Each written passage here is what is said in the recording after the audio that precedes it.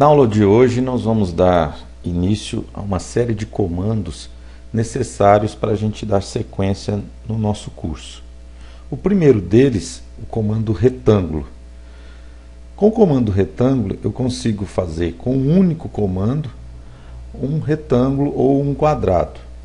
Eu poderia fazer com o comando line, mas porém com o comando line eu vou ter 4 linhas individuais. Ao passo que no comando retângulo eu vou informar, no exemplo aqui, um ponto qualquer e depois informar a sua diagonal, o outro ponto no alto, no nosso exemplo, arroba 40,20. Ou seja, vou deslocar 40 unidades no eixo X e 20 unidades no eixo Y. Como eu usei o arroba, como vocês já aprenderam em aulas anteriores, quando eu uso o arroba, a minha referência passa a ser o ponto anterior. No meu caso aqui, um ponto qualquer. Qual a diferença então de se fazer um retângulo com o comando line e um retângulo com o comando rectangle? No comando line eu vou ter 4 linhas individuais. No comando retângulo eu vou ter apenas uma entidade, um objeto. Vamos ver como que isso funciona no AutoCAD. Então eu vou abrir um desenho novo. Para esse exemplo aqui eu vou usar o ACAD ISO, já que eu tenho lá um exemplo de 40 unidades, né? Então é melhor aqui o ACAD ISO. No meu caso, eu estou sem o meu menu, posso vir aqui e mudar para Draft Annotation. Isso pode acontecer principalmente em computadores onde você tem mais pessoas que utilizam. Então eu mudo aqui o meu workspace para um outro diferente do que eu estou usando e volto para o AutoCAD Classic, que é o que nós estamos usando como referência nesse curso. Então sempre que acontecer isso, estiver faltando algum menu, se a tela não estiver como você está acostumado, basta fazer esse procedimento. Então o comando retângulo que nós estamos vendo, eu tenho um atalho para ele aqui no meu grupo Draw. Poderia também vir aqui no menu suspenso, Draw Retângulo, tanto faz. O meu ponto qualquer, eu vou informar aqui no canto da tela e vou digitar arroba 40 para X, 20 para Y. Está lá o meu retângulo. Posso ampliar aqui com a roldana do mouse, como vocês já aprenderam. A roldana do mouse eu posso usá-la como zoom e também como pan. O que é o pan? Eu movimento o meu desenho para posicioná-lo na tela. Então eu tenho aqui um retângulo construído com o comando retângulo e eu vou fazer um exemplo aqui ao lado de um mesmo retângulo com o comando line. Então vou informar o primeiro ponto, arroba 40 para X, 0 para Y. Vou subir, arroba 0 para X, 20 para Y. Arroba menos 40, 0. E C para fechar. Então eu tenho dois retângulos com o mesmo tamanho, um construído com o comando retângulo, o outro construído com o comando line. Então quais as diferenças? Quando eu passo o mouse sobre esse aqui, observe que ele é uma figura única. Ao passo que esse aqui eu tenho 4 objetos individuais. Aí a pergunta, e se eu quiser então transformar, professor, esse retângulo em linhas individuais? Vamos ver então. O próximo comando, eu tenho o comando explode. Comando explode, eu vou pegar um objeto que ele é tratado como um objeto único e após executar o comando ele transforma em linhas individuais. É bem simples o comando. Então, vamos lá, modify, explode, aqui embaixo, seleciono o objeto, aqui até agora ele é único, né, um único objeto, enter. A partir de agora eu tenho 4 linhas individuais, assim como no comando line. Para me fazer o inverso, a gente vai ver mais à frente no curso, tá? Que é transformar isso aqui em um objeto único. O próximo comando que nós vamos ver, comando círculo. Então, o comando círculo desenha círculos. Eu tenho várias maneiras de desenhar círculo no AutoCAD. Eu posso desenhar um círculo passando por 3 pontos, um círculo passando por 2 pontos, um círculo definindo através do seu raio ou através do seu diâmetro. Então, essas são as opções que a gente vai ver nessa videoaula. Vamos lá, então. Comando círculo, está aqui também no grupo Draw. É importante ressaltar que esse atalho aqui é para o círculo passando pelo raio. Se eu quiser um círculo diferente dessa opção, círculo informando o raio, eu preciso vir aqui no Auto, Draw, e aqui eu tenho círculo raio, círculo diâmetro, círculo 2 pontos, círculo 3 pontos. Então vamos começar com o círculo informando o seu raio. É bem simples, eu posso digitar a coordenada x e y, ou posso clicar o ponto do centro na tela. Veja que ele está aguardando eu informar o seu raio. No exemplo aqui, vamos digitar 10.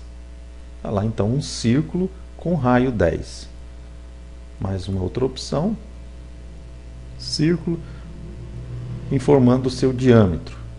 Vou clicar aqui ao lado, informar um círculo com um diâmetro de 7.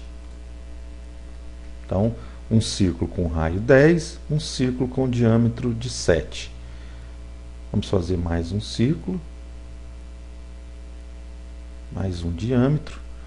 Vou fazer aqui no alto, agora com diâmetro 10. Mais uma opção. Agora um círculo passando por 2 pontos. Então eu informo, por exemplo, um ponto aqui, outro ponto de cá.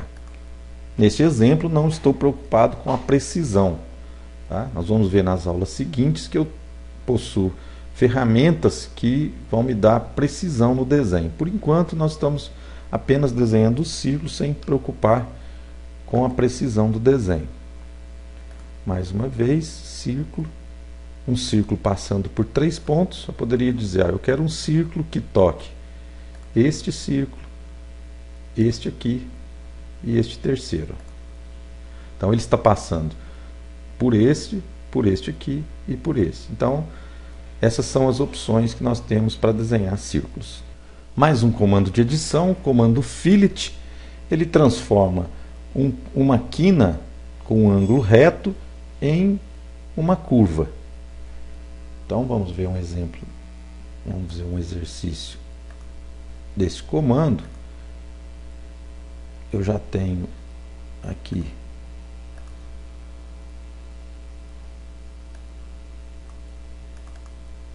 um exercício. Esse arquivo vocês encontram junto com esta videoaula, tá? O nome do arquivo é Fillet Chamfer. Então eu tenho no exemplo aqui no alto uma quina, né? Um chamfer com raio de 5 unidades. Então, eu vou executar o comando.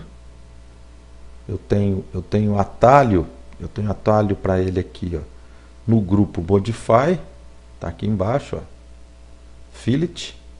A primeira coisa que eu preciso é definir este raio. Quando eu não digito nada, por padrão, o programa vem com o raio definido como 0. Então eu preciso mudar isso, clicando aqui na palavra rádios. Aliás, aqui está definido até como 10. Então digito que eu quero 5, dou Enter, e basta clicar nos 2 pontos. Está lá, defini o fillet, uma curvatura para essa quina, né? Como se fosse uma esquina aqui, com raio de 5 unidades. Aqui agora o mesmo comando, só que com o raio 10. Basta teclar Enter, ele repete o último comando usado. Eu tenho que trocar o raio, digito 10, seleciono as duas retas, está lá definido agora uma curvatura com raio de 10 unidades. O comando Chamfer trabalha da mesma forma, só que ao invés de fazer um arco, de se criar um arco, ele vai criar esse chanfrado. Ele vai pedir duas distâncias. A primeira linha que eu clicar, ele vai chamar de distância 1, a segunda linha, distância 2. Elas podem tanto ser iguais como diferentes nesse exemplo de cá. Então, o comando chanfer está aqui. Primeira coisa, eu olho aqui embaixo e vejo, ó, distância 1, no meu exemplo aqui está definido como 5, distância 2 como 8. Então, eu já posso fazer direto esse aqui. Distância 1 é essa, distância 2 é essa. Se eu quero agora mudar para 5 e 5, executo o comando novamente, bastando teclar Enter, ele repete, e agora eu vou mudar. Distância, ele pergunta qual o valor da primeira distância, aqui já está 5. Para me aceitar esse valor eu teclo Enter, a segunda distância, nesse caso também é 5. Vou clicar nessa linha e nessa está lá definido o meu chanfer de 5 e 5. O comando array, ele cria matrizes. Pode ser, essa matriz pode ser por linhas e colunas, como pode ser também uma matriz polar. Ou seja, ele faz cópia de objetos através de linhas e colunas e uma distância definida, ou através de um polo, de um eixo. Então eu tenho array polar e array retangular. Para aparecer essa tela, esse quadro, a partir da versão 13, eu preciso usar Array Classic. A partir da versão 13, então, se eu digitar, se eu for simplesmente em Modify Array, ele vai fazer a interação com o usuário através da linha de comando. Para que eu possa ver essa tela mostrando as opções, eu preciso digitar no teclado Array Classic. Vamos ver então como fazer isso. Vou abrir aqui o arquivo de exemplo, que também está junto com essa videoaula.